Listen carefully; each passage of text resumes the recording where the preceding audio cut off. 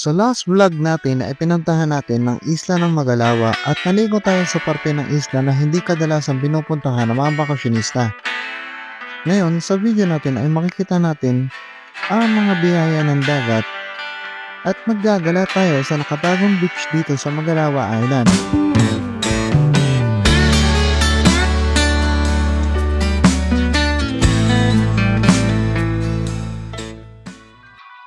Kinaumagahan ay naglakad kami sa tabing dagat kung saan dumadaong ang mga kampang isda ng mga taga Magalawa. Meron ng mga dumaong na bangka at binababa na nila ang kanilang huli.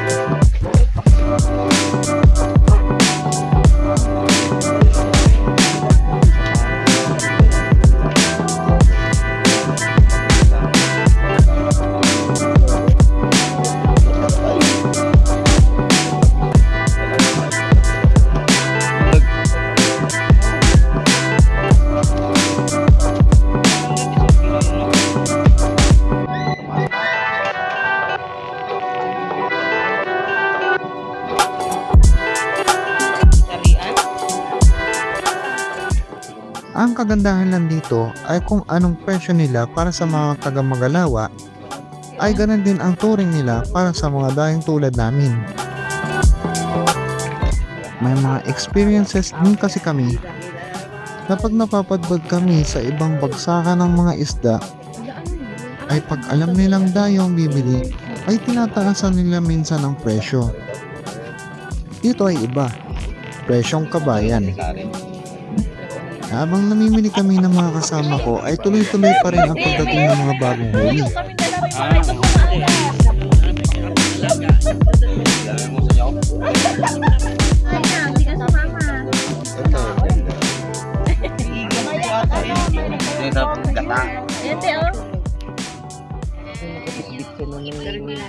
Tagilan tayo, isang piraso, isang isda. Dito na yung 120. Hindi ka nagsawa dyan, isang braso, isa. So, kilo. Mga mura lang. Huwag mo na masyadong gabihan yan, dahil meron pang ang kagabi. Wala na kagabi, huwag mo na intindihin yung gabi. Wala na yan. Ay, tulog-tulog ka kasi. Katikim yan. Katikim sa Malaming matulog ka ba? Isda na may hasang pa. Ah, Bawal may hasang pa. Yan. okay. Luto na, clear na yan.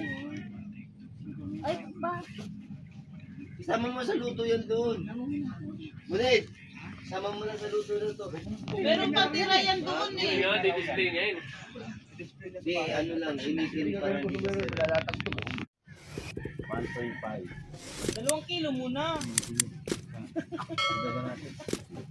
Ito nga po. Ito ganun yun. 1.7. 2 kilo muna ate. Oo nga. O, 2 kilo nila. Malakas ang sarap eh. Malayo ko. O, pare matinig ka.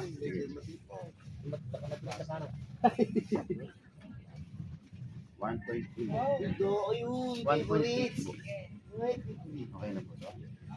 Sabi mo na kay Roots, yung favorite. Neng, Oh. hindi mo kukulubutan eh. Ano muna dyan para lahat naman Diyos. Pinitag-pitak mo na pare.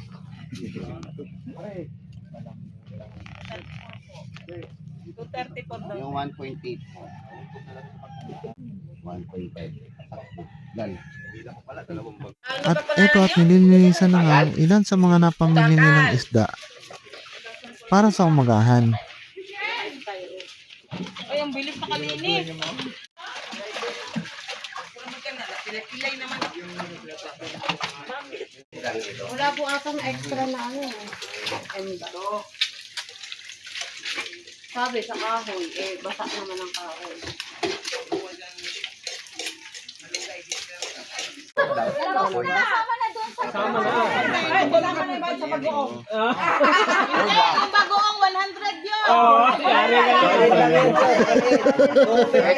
Tinitiran ako, punyemas na yan. Walang maglalagay ng isda doon sa ano kung di kayo nakasakay sa van, ha? Sinama to eh. Tapon ko. lang. Ang sakit ng tuhod ko sa mga bag. Hindi na ba mga bangtop? Punyemas. Sabi, saray doon yan. Wala na, may pitch kayo mga Hindi ako makapang kanay. Grupo! Ano nga tao to? Pinagkita ko yan sa vlog eh. Ay! Grupo! Reminder! Kano ang bagan? 1,000 para sa pangalian. Advice! Natin nga yung bagong advice! Ni Ate Mali, ni Ate Lee. Hindi gaganti kay Freddy. Ikaw naman mamaya magdadal. Nakainom ako, nakabigay ako sa mga. Nakainom ako. Nakainom na lasing.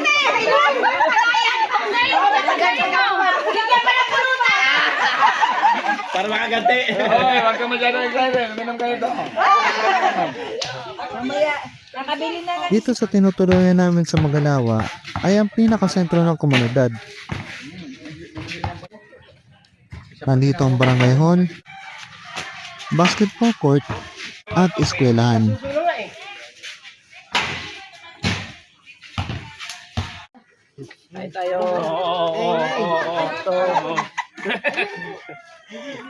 May ang ulam ko, walang isda, oh. Tolo. Bawang isda. Eto na yung mga kasama natin at nag-uumagahan na bago tayo pumunta uli sa dagat para maligo.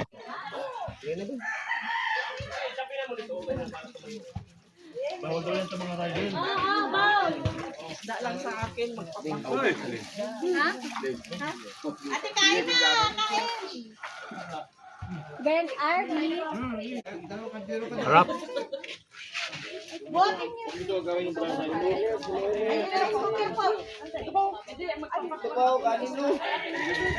Sarap sabaw!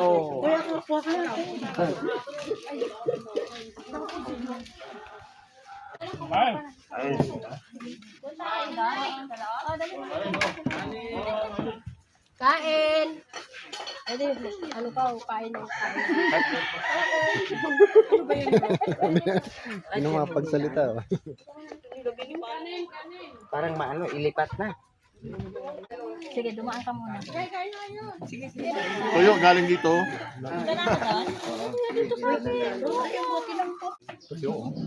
Patay na naman yung tuhod.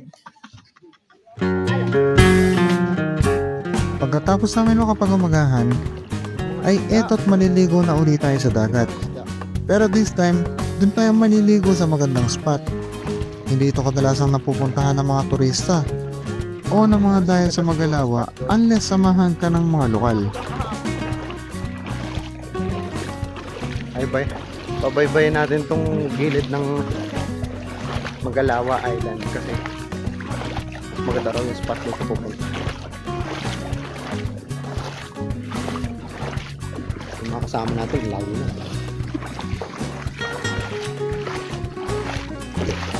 At talagang sulit na naman itong napwestuhan namin. Gilid lamang ito ng mga bakawan. Hindi masyadong puntahan ng mga tao kaya napakalinis. Ganda na spot na nakita niya. Napakatingkad at kulay cream na buhangin at napakalinaw ng tubig. Ay, laki nga. Ay, lumilipat pa ba yan mo? Dalawa. Nagpapalit. Nangaagaw ng bahay yan. Dalawa sila. Nagawan niya ng bahay yung isa.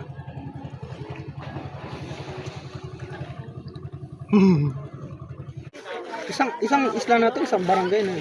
Oo. Isang barangay na. Isang barangay na. Yun yung pinaka-sentro. Yung So, yun doon sa akin. kasi nandun na yung eskwela na tsaka kwan eh. Plaza, andun yung Leocan. Ilan ang populasyon nila? Sa nila siguro. Ang maliit lang, maliit. Pero yung kuhan butante, 340 lang. Oo, kasi yung iba bata. Tapos one pa, yung iba di pa bumubuto. Nung nakaraan na butuhan, 280. Pangilan ka 288 doon? lang. Ah, Pangilan ka doon? pangatlo. Kaya kapang last mo na pala ngayon nun? Hindi, unang kwan ko pala. Unang mo pala. Nag-last term yung sibinan ko. Tatakbo sanang kwan yun yung malakas din na Mag-election ngayon December, di ba? December election. kapitan. Pag kapitan ka pala, Yung kapitan ngayon. maka 150 ka na ano, no? Saka sinabi, maganda ang napakita sa barangay, mabait din. Antayin na lang nating matapos yung kwan pa. Ang dahil pupunta sa kanya, yan, takbo ka na, takbo kwan. Wag muna pa sa antayin mo nang tapos yung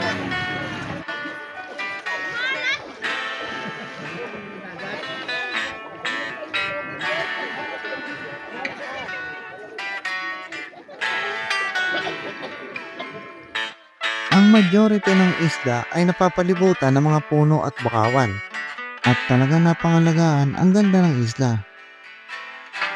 Ang buong isla ay halos kasing lapad lamang ng isang malaking mall sa Maynila.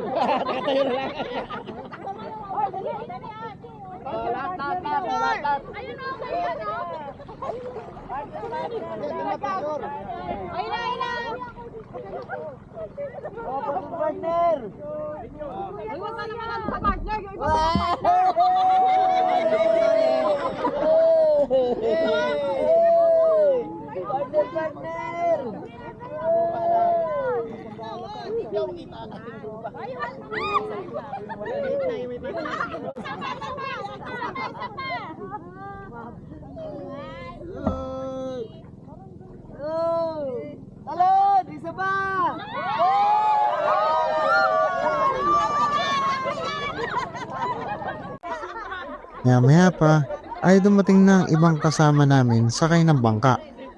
Basta na lahat, wag lang alak.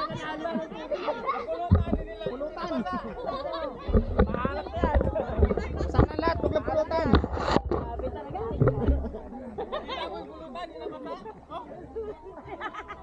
Kaya nyo yun? Kaya nyo yun?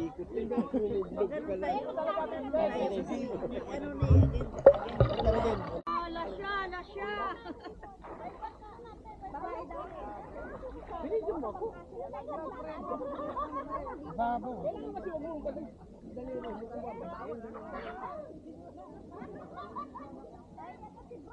Malinaw ba?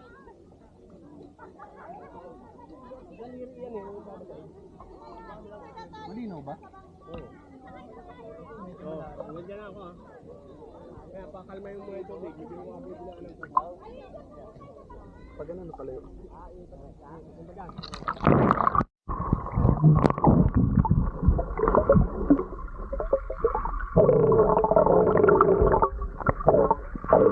Ano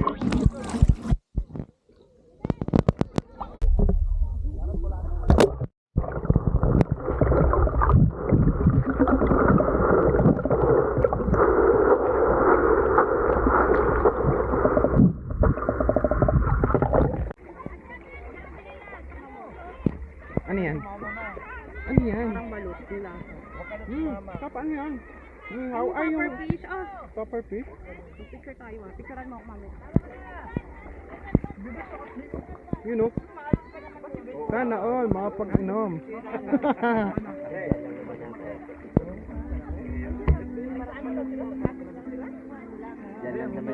Ay, yung inihaw. Ano ba? Oh, side, tingnan mo yung isda. Yung itim. Sarap. Parang butete. Oh, parang butete. Pero tugutungan yun, hindi yung butete. Walang pinik. Ayun siya oh. Oh. Ito, Atin na ako. masarap yung ano niya, laman. Naman loob. Mayroong ganyan. Tugutungan. Hindi naman siya butete. Puffer fish. Alam niya na. Puffer fish yan, di ba?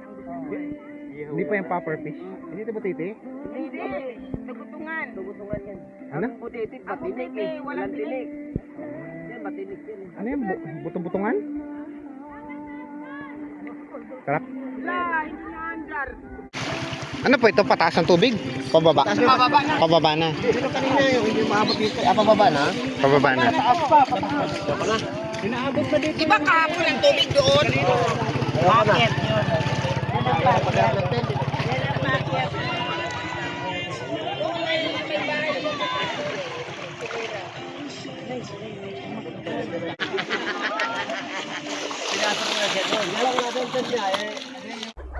At since nandito na lang din ang bangka, nagkayayaan na din ng iba sa amin na umikot ng isla. Yung gasolina ng motor mo, tanggalin mo mo.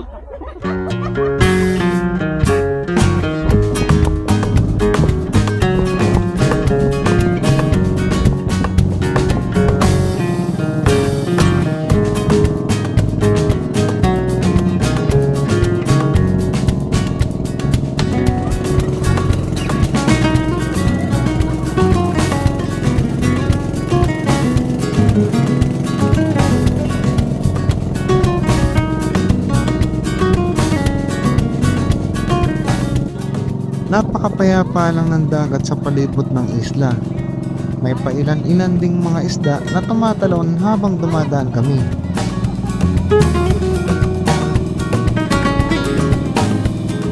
Dito sa part ng isla ay dagat na namamagitan sa mismong isla at mainland ng Zambales. Sinasabing dating nakadugtong ang isla mula sa mainland at sa katagalan ng panahon ay tuluyan ng humiwalay ang isla. Hindi pa rin naman ito kalayuan kaya nakapagpatawid pa rin ng linya ng kuryente mula sa mainland ng Zambales patungo sa isla kaya 24/7 ang supply ng kuryente sa Magalawa.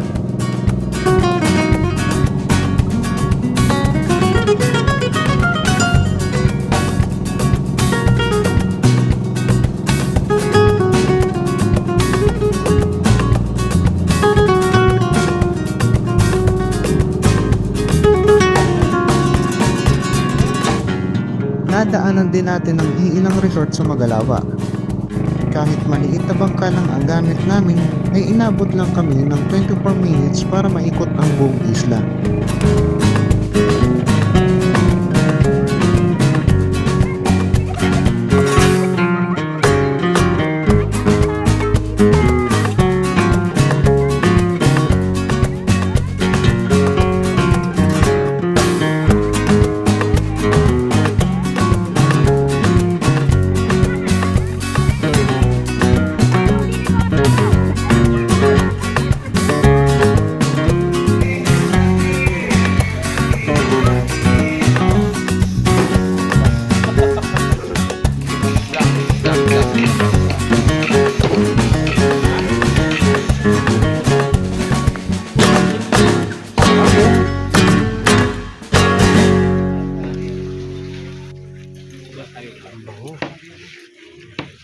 Nananghalian muna ang grupo bago umuwi.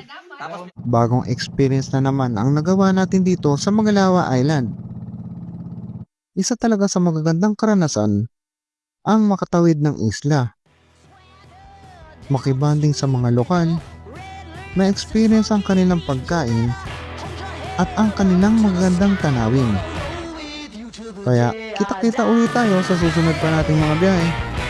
Salamat sa panonood mga kabero. Adios! Swing those hips around.